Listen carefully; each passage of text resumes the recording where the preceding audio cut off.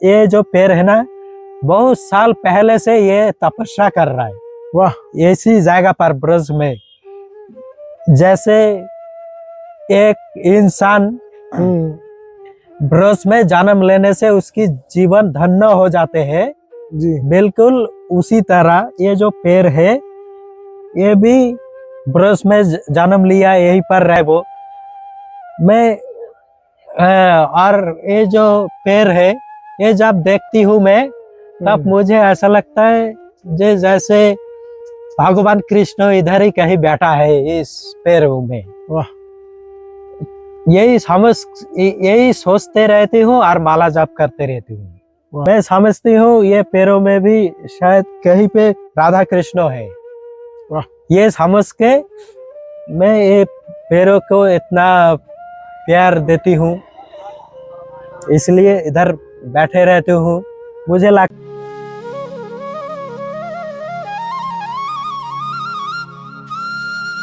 राधे राधे। आप सभी भक्तों का एक बार फिर स्वागत है संत यात्रा में। संत यात्रा आपको जो भारतवर्ष के संत हैं उनको दर्शन कराने का एक छोटा सा कार्य, श्री जी की कृपा से और संतों की कृपा से ही संतों के दर्शन हो पाते हैं। आज मैं आपको एक संत जी के दर्शन कराने वाला हूँ, जिनकी उम्र तो ज़्यादा नहीं है, लेकिन कैसे वो अपना घर बार सब छोड़कर इस ब्रज धाम में आ गए और यहीं पे सदा के लिए रह गए। तो चलते हैं। और सबसे बड़ी चीज़ आपको बता दूं कि महाराज जी का मैंने पहले भी वीडियो एक डाला हुआ है, तो शायद आप उनको पहचान भी लेंगे। तो चलते हैं, लेकिन इस वीडियो में एक भिन्नता है, वो मैं आपको थोड़ा चलने के बाद ही बताऊंगा। आइए मेरे साथ संत यात्रा के साथ एक और दुर्लभ संत के दर्शन। शायद अगर आप सभी भक्त पहचान रहे हो, तो पहले जब मैंने महाराज जी की वीडियो बनाई थी तो इस कुटिया में महाराज जी रहते थे। ये कुटिया, इसमें अंदर जाके ही महाराज जी की कुटिया थी, इसी में रहते थे। भक्तों ने देखा कि कैसे महाराज जी उस कुटिया में रहते थे पहली वीडियो में, और अभी महाराज जी की नई कुटिया बनके तैयार हो गई है। इसमें निमित्त कोई हमारे यूट्यूबर भैया हैं इस ब्रज धाम की, उन्होंने बनवाई है, और उनको भी बहुत साधुवाद कि वो संतों की सेवा में लगे हुए हैं। जिन भैया ने बनवाई है ये कुटिया, अंदर से भी मैं दिखाऊंगा, क्योंकि महाराज जी को वास्तव में उस कुटिया में बहुत ही ज़्यादा तकलीफ हो रही थी। तो श्री जी ने उस भैया को माध्यम बनाया, ब्रजवासी भाई को, और उन्होंने महाराज जी की कुटिया बनवा दी, और बहुत सुंदर बनवाई है वास्तविकता में। तो देखिए, ये पीछे का हिस्सा है पूरा, ये ऊपर छत भी लगा दी है त्रिपाल से, और अंदर की भी मैं कुटिया आपको दिखाने वाला हूँ। आप भी देखिए। बहुत बहुत धन्यवाद उस भैया को जो कुटिया में निमित्त बने हैं ईश्वर जी की कृपा से। महाराज जी तो ऊपर विराजमान है। महाराज जी इतने ऊपर बैठ के कैसे भजन? हाँ, मैं यहीं पर बैठ के भजन करती हूँ, क्योंकि यहाँ पर बैठ के भजन करने में मुझे अच्छा लगता है। इतना ऊपर महाराज जी? भगवान जो श्री कृष्ण है, हाँ, वो भी तो मतलब जो कदम की पेड़ है वहाँ पर बैठ के उन्होंने बांसुरी बजाया था। हाँ महाराज जी। और जो गोपिनी है वो बांसुरी की सुर सुन के उनके पास आया, कदम के पेड़ों के पास आया जी। और मैं ये पेड़ आप जो दिखाई दे रहा है बहुत ही खूबसूरत पेड़ है। ये ब्रज की पेड़ है। ये पेड़ों में भगवान वास करती है, कोई ना कोई तपस्वी है जो ये पेड़ में रहते हैं। ये जो पेड़ है ना, बहुत साल पहले से ये तपस्या कर रहा है। वाह।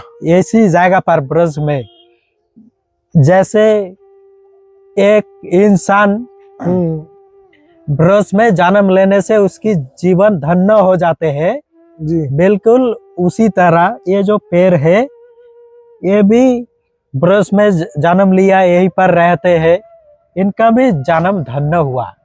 हाँ महाराज जी। और ये मैं इधर ही बैठ के माला हरि नाम जाप करती हूँ। वाह वाह महाराज जी, आनंद आ गया। आप सभी भक्तों को बता दूं कि महाराज जी की जो पहले वीडियो आपने देखी थी, क्योंकि महाराज जी के तो मुझे पहली बार दर्शन हुए हैं जो पेड़ पे बैठ के साधना करते हैं। वाह महाराज जी। महाराज जी तो हमारे लिए कुछ बताइए, कुछ भक्तों के लिए, कल्याण के लिए। आप तो ब्रज में आ गए, आराम से ब्रज के पेड़ पौधों पे आनंद की साधना कर रहे हैं, भगवत नाम कर रहे हैं, राधा नाम कर रहे हैं। हम लोग क्या करें, हमारे लिए भी थोड़ी कृपा करें। हाँ, आपके लिए मैं यही कहना चाहती हूँ। जैसे एक जो छोटा बच्चा है वो छोटे को देख देख के, कुछ बड़े को जो देखता है देख देख के सीख लेते हैं। जी। जो बड़े क्या क्या कर रहे हैं ये सब देख के सीख लेते हैं। तो ऐसे ही आपको भी जो जो साधु संत लोग है और ब्रज में जो भजन कीर्तन चल रहा है, परिक्रमा चल रहा है, ये सब देख देख के भी आपको सीखना पड़ेगा, आपको करना पड़ेगा। तब उनके साथ मिलजुल के चलोगे तो आपकी भी ईश्वर बहुत ही कृपा करेगा। और ये तो ब्रज धाम जो है ये तो बहुत ही पुण्य स्थान है, बहुत ही अच्छा तीर्थ स्थान है। जी महाराज जी। इनकी ये जो ब्रज की धूल है, ये धूल को भी हमको पूरे बदन में लगाना चाहिए, शरीर में। जी जी। क्योंकि ये जो ब्रज की जो धूल है ना, इस धूल में भी राधा रानी की कृपा छुपा है। इसलिए ये ब्रज की धूल को भी अपने बदन में लगाओ, अपने शरीर में लगाओ, तो इसमें भी राधा रानी की कृपा आ जाती है। नहीं तो महाराज जी, जैसा कि मैंने पहले भी आपका एक वीडियो बनाया था, तो उसमें आप कुटिया में थे, लेकिन मैंने आपको पेड़ पे अभी देखा है। तो पेड़ पे बैठने का विशेष कारण क्या है? मतलब पेड़ पे भजन कर रहे हैं, इसका विशेष कारण महाराज जी कुछ? अब पेड़ों में मैं बैठ के भजन करती हूँ क्योंकि ये मुझे अच्छा लगता है। अच्छा लगता हाँ, है। अच्छा लगता है। और कुछ जो पंछी है यहाँ पर आके बैठ जाती है, आसपास आके बैठ जाती है, वो भी मेरी तरह मुझे मेरी तरह देखता है वो। मैं और ये जो पेड़ है ये जब देखती हूँ मैं, तब मुझे ऐसा लगता है जैसे भगवान कृष्ण इधर ही कहीं बैठा है इस पेड़ में। वाह। यही सोचते रहती हूँ और माला जाप करते रहती हूँ। जो भगवान कृष्ण यही जैसे कदम पैरों में उन्होंने बैठ के बांसुरी बजाया था, तो मैं सोचती हूँ जैसे शायद ये पैरों में भी कहीं पर बैठा है वो। हाँ, ये सोचती हूँ और माला जाप करती हूँ। ये बहुत अच्छा लगता है मुझे। वाह महाराज, बहुत सुंदर महाराज जी। ये भाव है आपका पेड़ के प्रति, ऐसा भक्ति के प्रति आनंद है महाराज जी।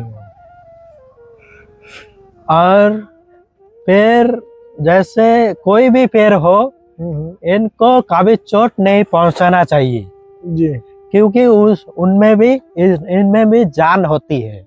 जी महाराज। जैसे हमारे शरीर में अगर कोई चोट पहुंचाएगा तो हमको दर्द होगी, और इसमें जो है इनके अंदर भी जान होती है। इनको अगर कोई काट डाले, कोई कुछ करे तो इनको भी दर्द होती है, ये भी चिल्लाते हैं। ये भी काटने का टाइम ये भी मतलब तड़पाते हैं, लेकिन वो तड़पाना, वो चिल्लाना हमको तो दिखाई नहीं देता। इसीलिए ब्रश की हो कोई ब्रश में ये जो पेड़ है ये काटना निषेध है, ये काटना नहीं चाहिए। देखिए महाराज जी ने विशेष आग्रह पे, महाराज जी वहाँ पेड़ पे साधना कर रहे थे, मैंने महाराज जी से आज्ञा ली, तो महाराज जी अब अपनी नई कुटिया में विराजमान है।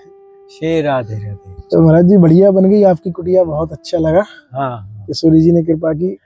देखिए जो सन्यासी है वो सन्यासी को मतलब उनको थोड़ा अलग होना चाहिए, अलग तरीके से उनको चलना चाहिए। जी।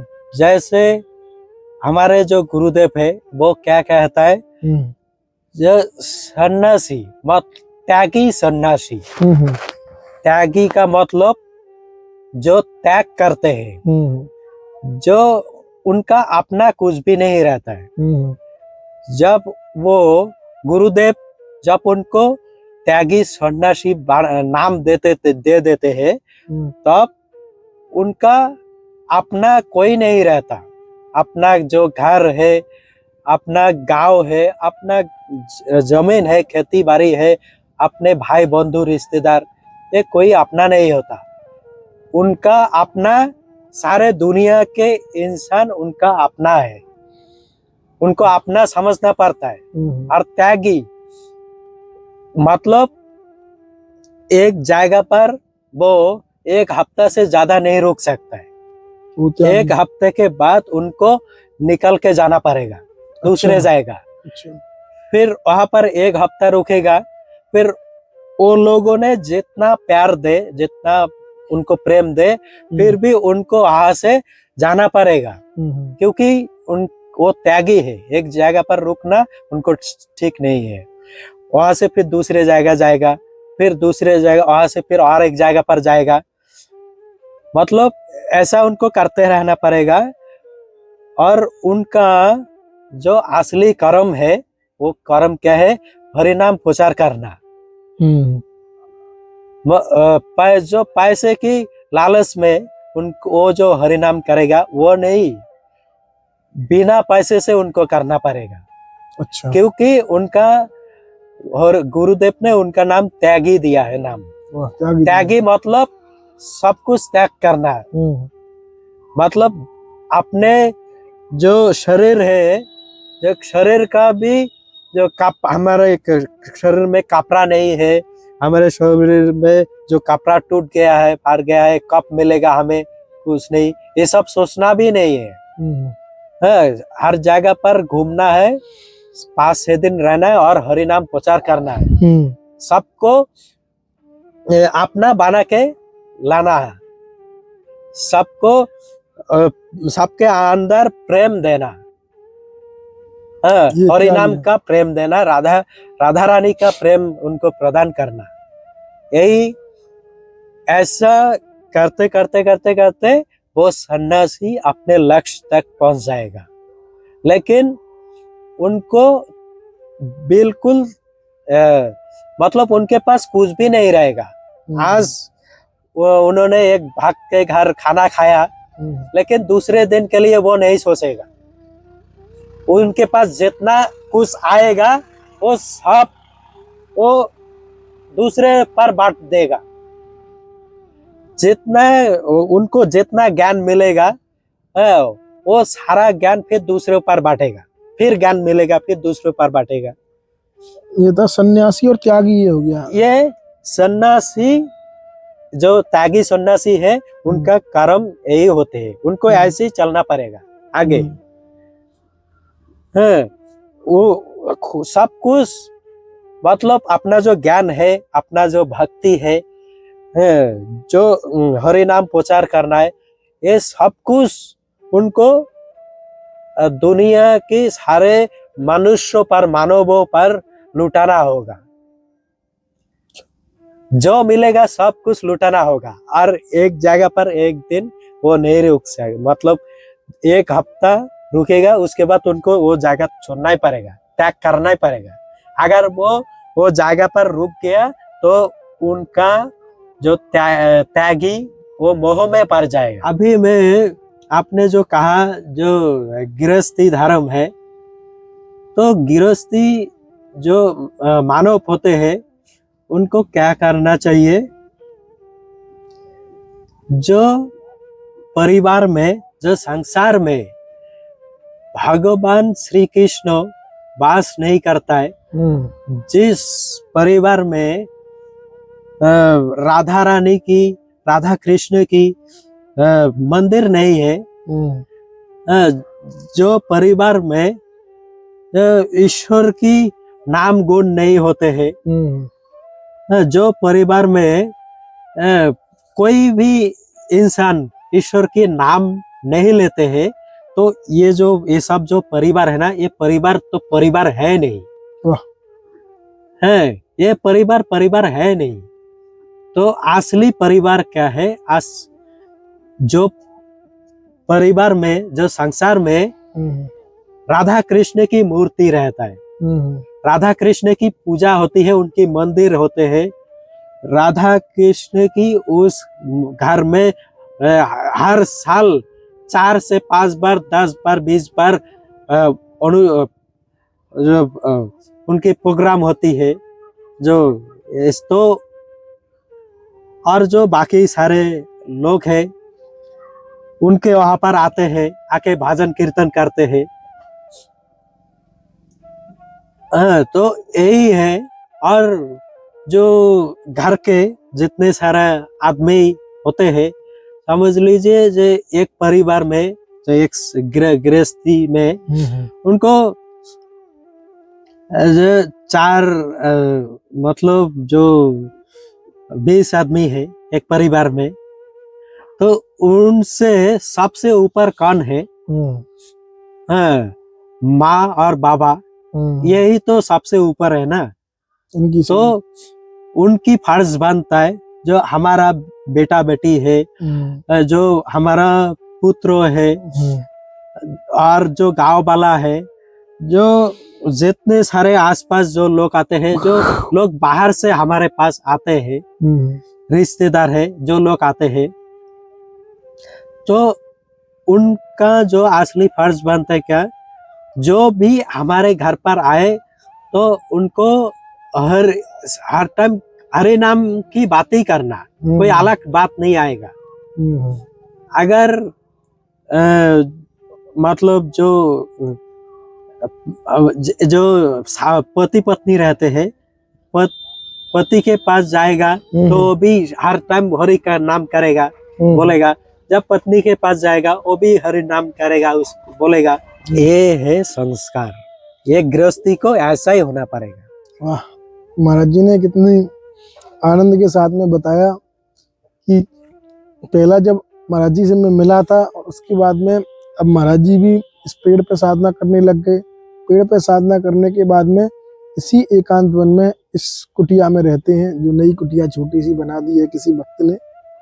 और महाराज जी ने आज कितनी सुंदर वाणी से आपको जो वास्तविक जीवन में हमको उतारने लायक चीजें हैं, उन्हीं का महाराज जी ने अपने श्रीमुख से वर्णन किया है। तो आप भी अपने कार्य करते करते अपने मन को उस प्रभु की शरण में लगा दें, जिससे आपका मन चित्त उस परम पिता परमेश्वर के श्री चरणों में स्वतः समर्पित हो। ऐसा प्रेम आप अवश्य बनाएं। तो हम भी मिलते हैं ऐसे ही दुर्लभ संत दर्शन के साथ, सिर्फ संत यात्रा पर। आप सभी को राधे राधे। ठीक है महाराज जी, दंडवत। श्री राधे राधे।